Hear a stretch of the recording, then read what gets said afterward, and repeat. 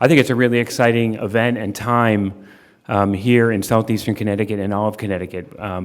For us in the Chamber, these are the kinds of things we live for, which is introducing business to business and getting everybody together for a meaningful conversation, and that's exactly what's going to happen today, so I want to thank everybody.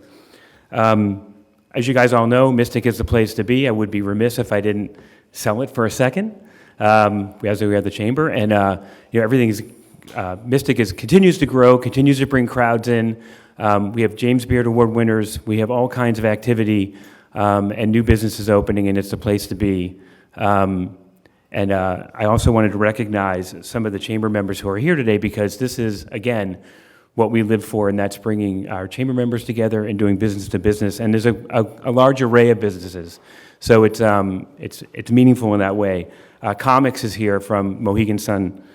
Jonathan Edwards, Rum Tropic, Beard, Gray Sail, Veritable Distillery, the Misfit Club, which is a new club that opened just a year ago, doing amazing, George and Timothy.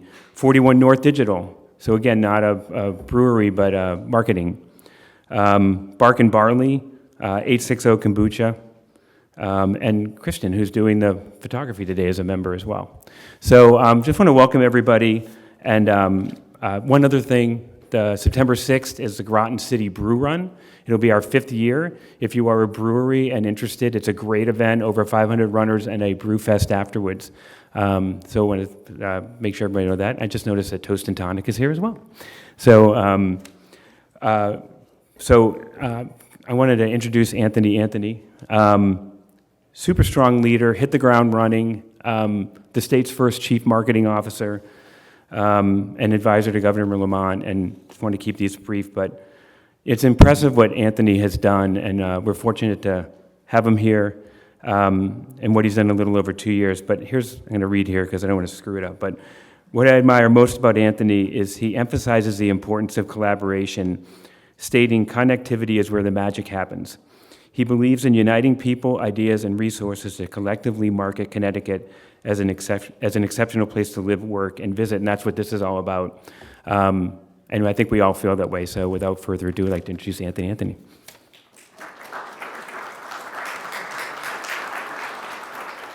What you all don't know is that I paid Bruce to say that handsomely.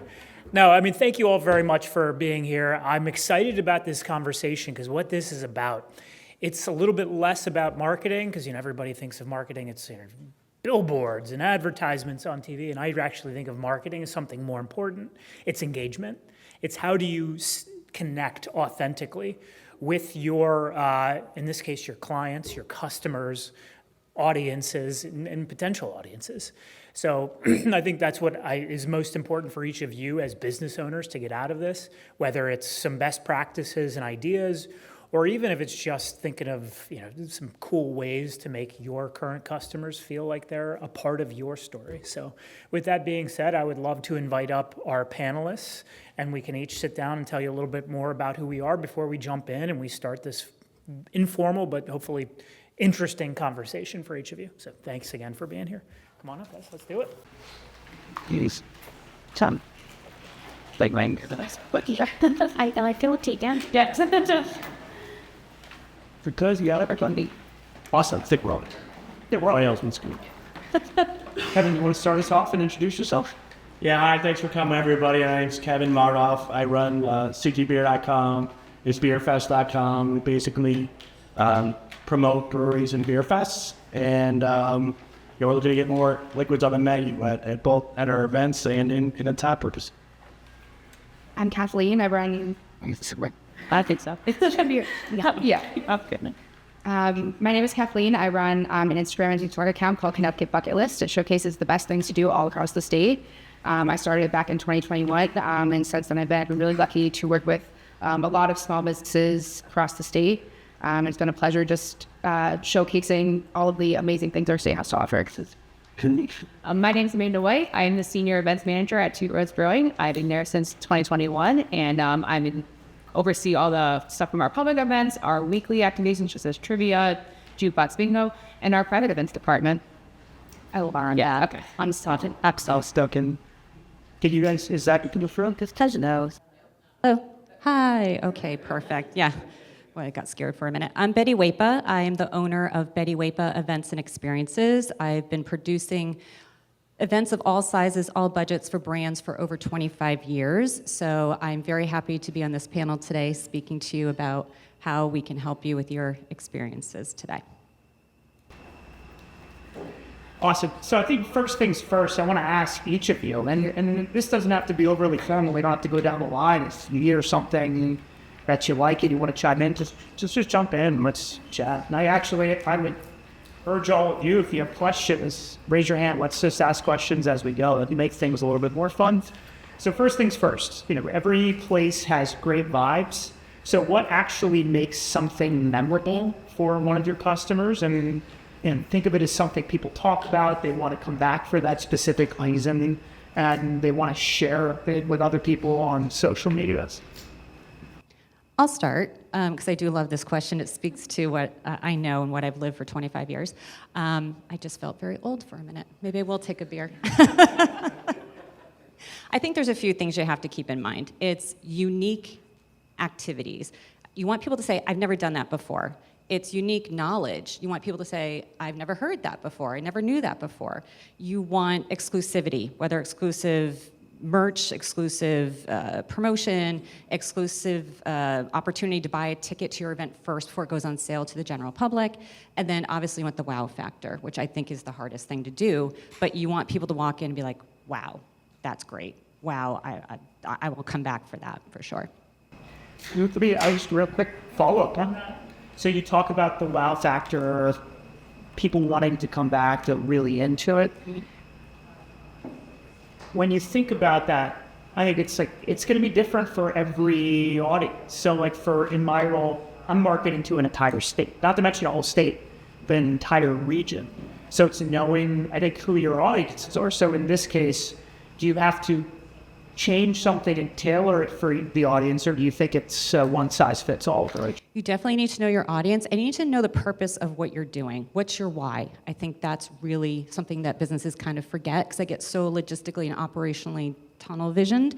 And it's know your differentiating factor. What makes you different? Highlight that. Make that part of your wow factor, and then you'll be successful. I agree about the wow factor. I love hosting events and listening to guests come in and say, look at that, I need to try that, I want to go there, and just kind of, they're overwhelmed as they stepped in. And I agree with having to tailor to the audience. So being a one-stop location, and we do many different events, all of our events tailor to someone different. So we have family-friendly, so we're obviously catering more to the parents in those situations, not necessarily the kids. What's going to make the parents' experience better? What's going to make the parents want to come back again? Do their kids have a great time? Were there enough activities? Do the parents enjoy themselves? And then we look at our 21+ events, where it's like, okay, so who's our main demographic? We say 21+, but every event's a little bit different. We have some that'll be a little bit more on the younger side, like our upcoming Burger Bash. That might be a little bit more of the foodie and the younger generation, whereas Oktoberfest, we have a wide range of different age groups that come. So we just kind of have to figure out and hone in on who our target audience is per event, and really figure out who we want to cater to and who we want to make the best impact on. As a parent of a 6-year-old and a 3-year-old, I concur about making it friendly for the parents, and that's your audience. And I think it's great too, because we do a handful of family specific and 21 specific. So, some people were a little bit upset when they found out our brewery was turning to family friendly. We were one of the last standing breweries in the state that was strictly 21+. And we had a lot of backlash from it. So we try to really make it a balance. So we make it very obvious when we're catering something to family friendly, and we make it very specific when it's 21+. We cater to both audiences, and we still have our reoccurring fans that come back, and we're just generating new ones as we go along. When it comes to social media, I definitely focus a lot on the wow factor and finding something unique with every business that I work with to highlight, especially in those first 3 to 7 seconds of a video. You really need to capture people's attention. So whether you're selling an event or the experience as a whole, definitely find something to stand out. That doesn't have to be something incredible like a stack of 8 pancakes that you see on social media, but just something to make people save that, share that, and then actually come out. So whether that's a new food dish, whether that's a new event that you haven't hosted before, or live music, just something to make you stand out. And then again, using that in a way, like focusing on who your audience is and who you want to bring to that event, and then even using trends to appeal to that specific audience. So if it's a family-friendly event, you would definitely market it in a different way than if it was a 21 plus crowd, and it also speaks to who you are as owners and what your personality is.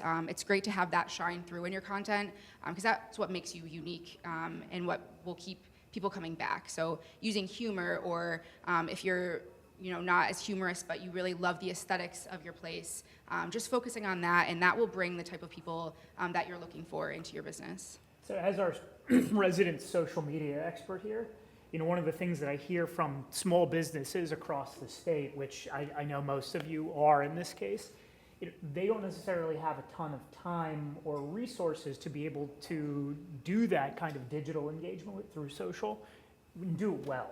So in this case, can you give an example of what that wow factor might be? So that way it's like if they don't have the money to go out and hire a digital expert or get an influencer to get involved, they can go out and create decent 7 to 10 second video content that does stand out. What does that look like? Yeah, absolutely. So I would say a great way to get inspired is to just set a timer for 20, 30 minutes, scroll on your feed and see what sticks out to you, what videos that you want to share, and emulate those trends. There's a lot of trends, and not all of them are going to align with your business, but you'll find a lot and you'll get really inspired. You might even just hear a trending sound or something that you think, what, this is great. All I need is, one employee to help me out with this. We can do a little back and forth and it will be done. Or something really simple is, you have a new menu item launching, or you have a special menu for an event. You have a new beer that you're launching. Just set out a really aesthetically pleasing little setup, take a few photos, a few videos, and you can use that content, for trends, or, just for posting for weeks that you can, use for one photo shoot.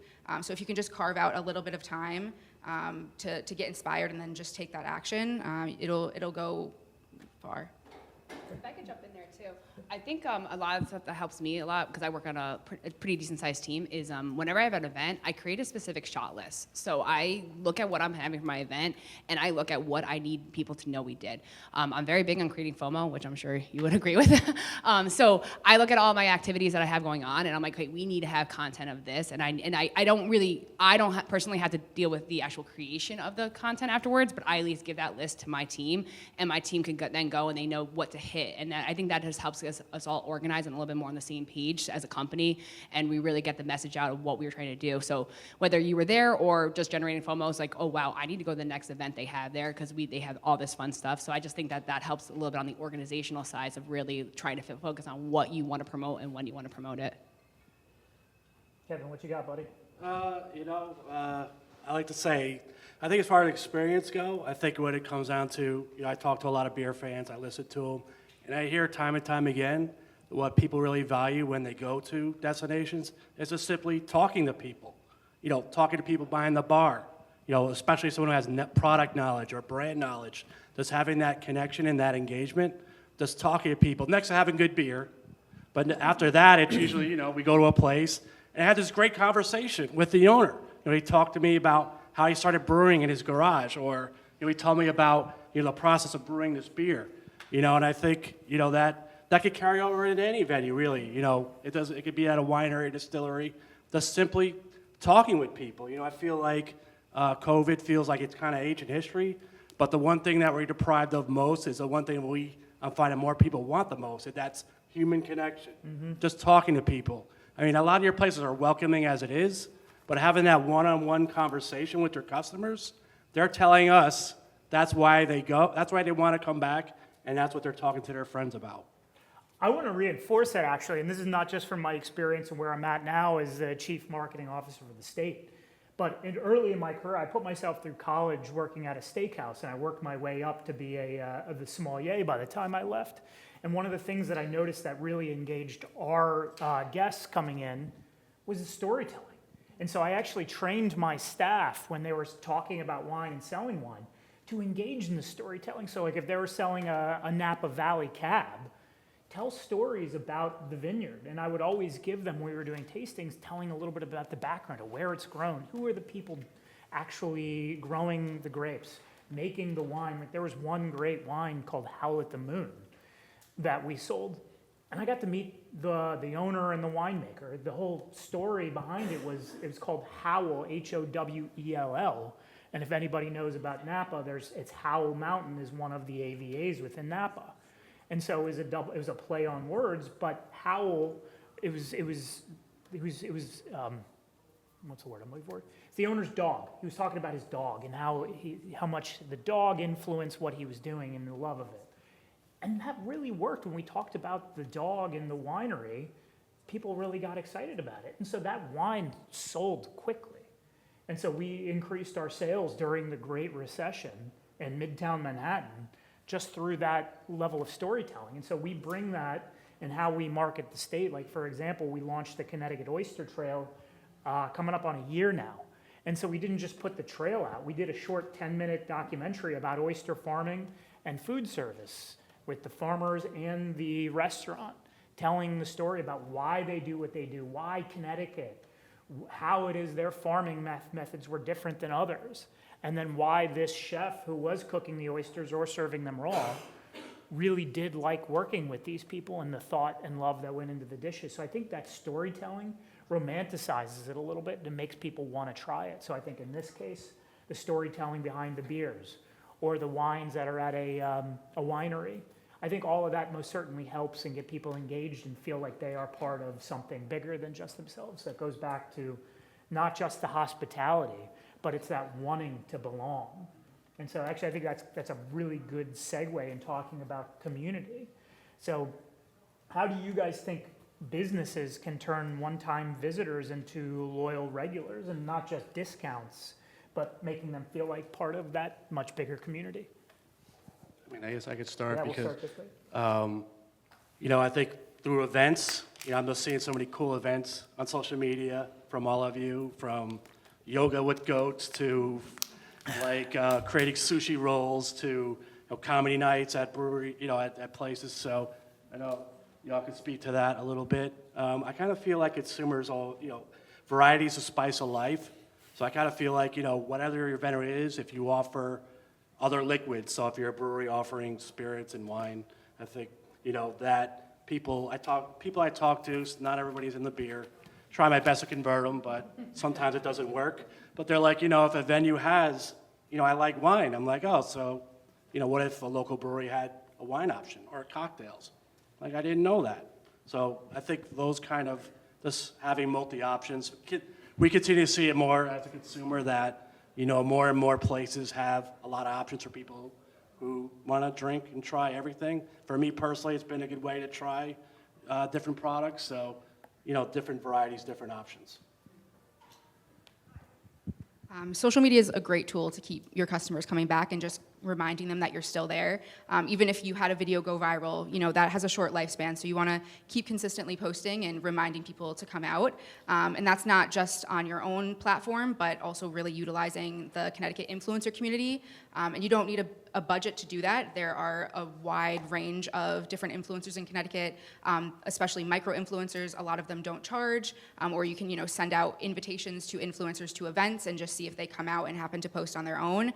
But that's also a great way because once you become ingrained in the influencer community, not only are more people talking about you, influencers are talking within themselves and going out to your events just for fun. And also, especially when you're utilizing those micro-influencers, their followers feel like they know them. And so when they bring their followers along to your brewery or your winery or one of your events, it makes it feel like more of a personal experience, and they're getting content that you couldn't create yourself because it's very personal to their own experience. So I'd say, utilizing your own platforms, but also reaching out to the influencer community as well. Can you define for everybody out there influencer versus micro-influencer? Yes, so there are a wide range of influencers in Connecticut, anywhere from, I would typically call a micro-influencer like under 5,000. They're probably not going to be charging to create content. They're still building their platform, and their reach won't be as high as someone with over 50,000 followers, but their community is really tuned in to what they're saying, and it's still very valuable marketing. Sure. That was my question. Okay, great. Go ahead. What's the demographic that your influencers and micro-influencers are attractive? For example, mine is 70% women and mostly people between the ages of 25 and 35, but it will differ based on the influencer. It's typically pretty representative of who they are as a person. So if you're following a younger creator, it's likely going to skew younger, whereas there are older creators that skew older. So it kind of depends. And then a great thing to look at when you're looking at which micro-influencers you might want to work with is where they're based in the state and where they create a lot of their content, because that will be their niche, especially, you know, if they live in Mystic. It could be, you know, 80, 90% of their audience is in Mystic. So it's fewer people, but it's people that are so likely to actually attend your event or come out to your brewery. That's a great question. I think that knowing who you're engaging with, I would look at it very similar to if you were doing PR and whether it's a TV station or a written journal or even radio. It's understanding who it is that they talk to and cater to. So it goes back to, I think, some of that strategy. So knowing who your audiences are, you want to find out who these folks are talking to and making sure it's tapping into the people that you need to bring back and you want to bring back or even grow into. So I think that's a question you can just flat out ask. I mean, you do with this on a daily basis. Is that an okay thing to ask? Oh yeah, absolutely. If you're thinking of working with an influencer, you can ask for, you know, their current analytics and their demographics and any other information that you'd like to know. What could you expect the fees to be per like micro-influencer? Everyone's getting, I mean, just kind of a fantastic flow. Yeah, so especially in Connecticut, this is a pretty new industry. I started in 2021, and almost no one was charging, and now it's very, very common. I know even influencers under 5,000 followers that are charging, so it really depends, and it's a very individual thing, but I would say typically under 5,000 followers, they're likely not charging at all, so just in exchange for a complimentary experience or a ticket to an event, wherever that might be. And then once you're around 50,000 followers, I'd say that's probably around $750 plus, and then once you're over 100, the rates vary widely. I've heard like 1,000, 1,500, 3,000, 6,000, so it really depends on what their follower count is, also their engagement, and what kind of content you're looking for, whether that's photo or video content. Shall we measure that as penis video? So analytics are really useful. You can see exactly, you know, obviously how many people liked, shared, saved it. And then if you have customizable links, that's perfect for if you're promoting an event. You can see exactly how many people clicked on the link and purchased a ticket based on that specific influencer. And then a lot of it is, at least when I work with businesses, even if we don't have a customizable link, even if it's just promoting the business in general, the lifespan of content, you'll see the most increase in business within a week after the video. So it's pretty clear where those people came from. I'm going to, just for the sake of keeping this going, because we have a couple other questions to get to. This is obviously a topic that everybody's very interested in. I think you can let's all follow up in the meetup afterwards on this specific topic around influencers. Move down the line. We're talking about community. Yes.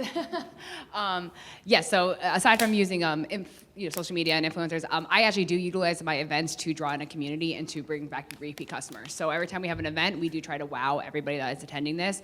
And I think hospitality goes a long way. I think hospitality gets lost a lot in the shuffle. And so making sure that our staff is on point, they know exactly how to greet people, they know exactly how to direct guests in the right direction.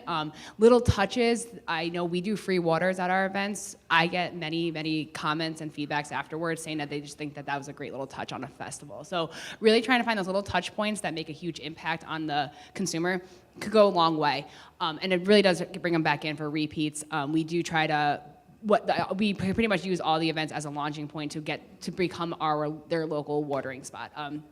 We do have food on campus now too, so events is a great way to showcase our culinary program, and then bringing your family back on a regular Monday, Wednesday, whatever the day might be, for a nice light dinner and some beers. So it's really nice to use that as a jumping point and then bringing people back in.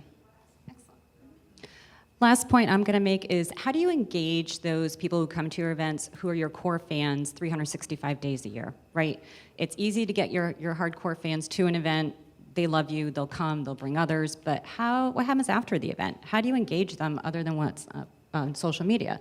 You know, do you do focus groups for new product launches? Do you do surveys? Do you ask them their opinion? Like, hey, here's a quick poll. What do you think if we had 21 only, and then, you know, so just making them part of the conversation. People want to feel valued. Everybody's got an opinion. Opinions are free. So it's a great way to kind of strategically use that core group of fans that you have in between events to help bring them back over and over. Because even if they don't quite like the event, they know that they love you and you love them, so they're just going to come to support. So we've been talking here now about, you know, experience, when people are in your business in person. Then we started talking a little bit about what you're doing when they come there. They're having not just the experience, but they're building community and connectivity. So you're kind of like, we're starting very much at if you look at an inverted pyramid, you start at the bottom and we start slowly working up and getting to the bigger overarching top piece of that. And in my opinion, the top piece of that is brand. And brand isn't just about a logo or a look or some colors and fonts. Brand is the story. Brand is your identity. It's who you are as a business. So it can be anything from your values to what your purpose and mission is, and all of it needs to be intentional. So when you tell that story, it starts with when the person walks through the door and what they see on the walls, to the beer itself that you're drinking or the wine or whatever it might be in the food. But it also goes to social media, what they're seeing on your pages, to what's on the walls, to, you know, I'm seeing a bunch of merch. So what's the merch? So the thing about it all ends up being, what is it that you are communicating to the world? What is valuable? So I think the question to each of you, what are the things that you do that you think are valuable in communicating your brand to your guests? I could kick that one off. So our messaging behind everything that Two Roads does is taking the road less traveled.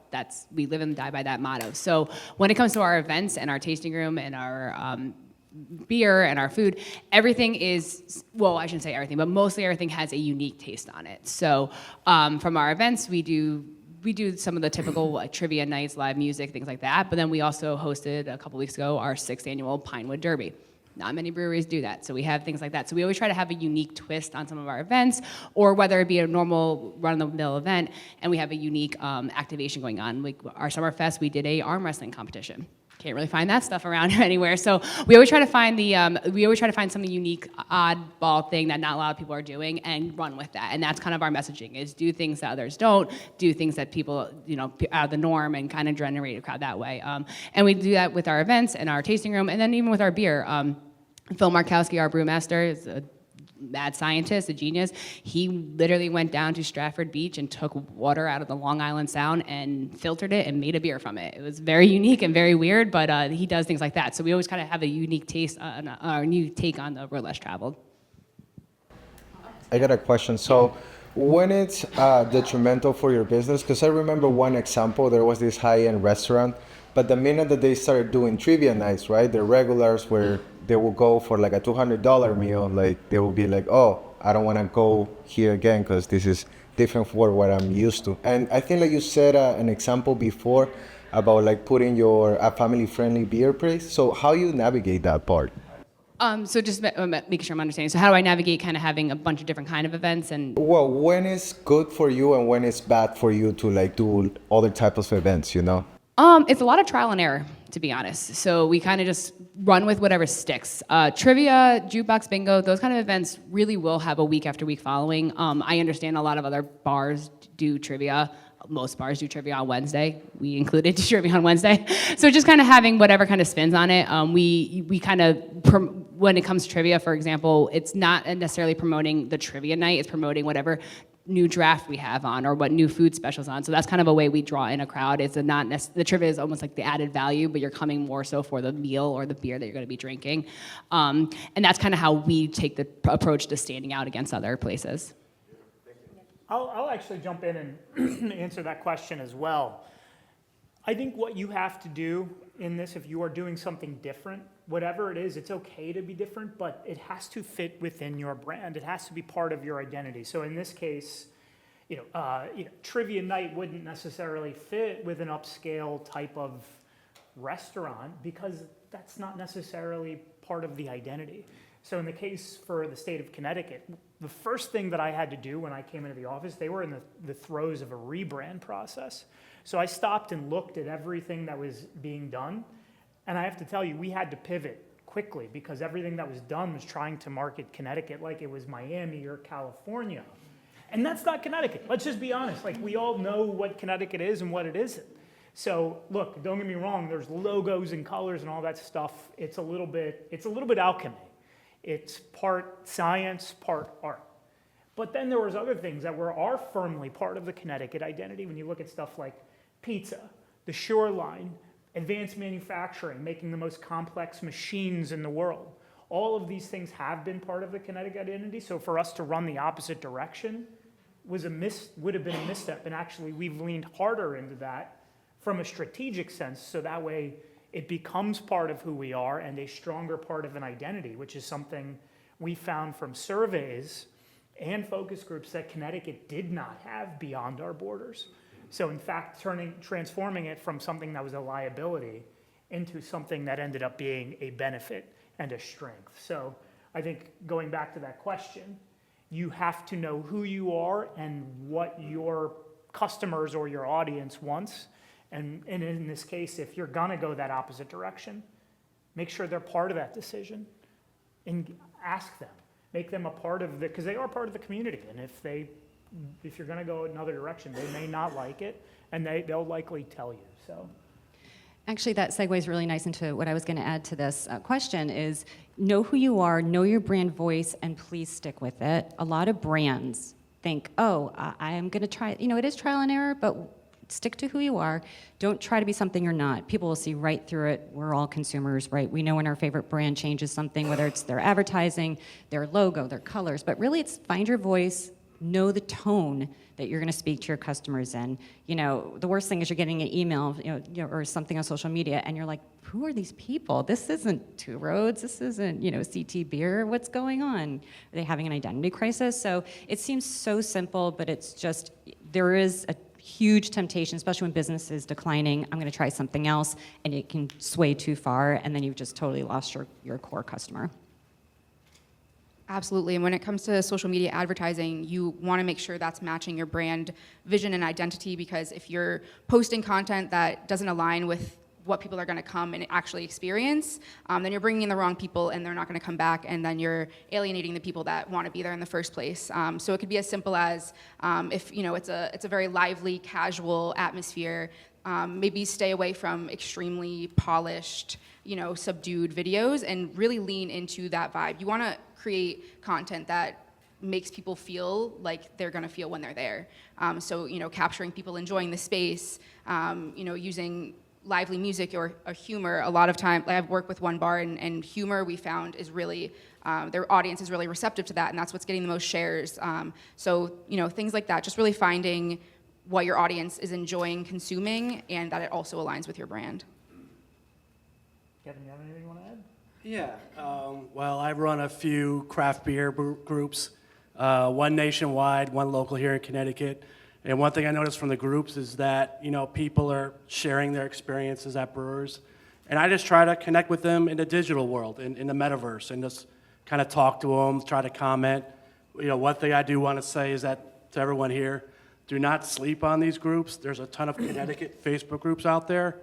I know I've seen in our nationwide group, like brewers from Spokane, Washington will come in and just introduce themselves and share a great pitch and tell their story, and they make it conversational, and they get great engagement. In my beer group in Connecticut, Beer Together Connecticut, I have an open invitation to any brewer here who just wants to come in, introduce yourself to the group, and tell us your story, and just let people know, like, when you're at the brewery.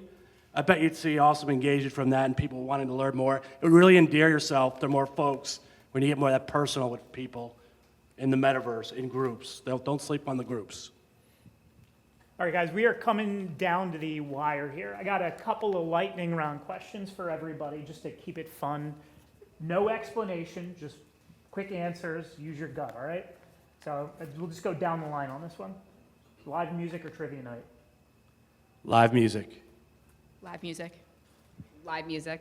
Live music. All right. Sorry, Rob. And bar trivia.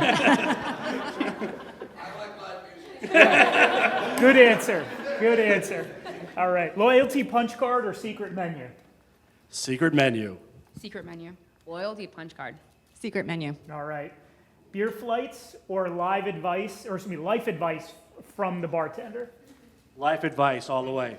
Thanks, guys. You got me through college. Beer flights. Beer flights. Life advice. All right. Last one. You want your logo on a t-shirt or somebody wearing it as a tattoo? Tattoo. T-shirt. We've had both, the t-shirt, I think. T-shirt. Awesome. Awesome. Well, guys, thank you all for your time. Again, if you have questions, there's going to be opportunity for everybody to mingle and network. We'll come up and approach us, and we'll give you whatever answers we possibly can. And if you guys have questions for me, I always do this. So, one, my email is the easiest email address in the state of Connecticut to remember. It's anthony.anthony@ct.gov. Do not hesitate to reach out. And I'm going to give you my phone number, too. Seriously, you pay for it. Call me if you have questions.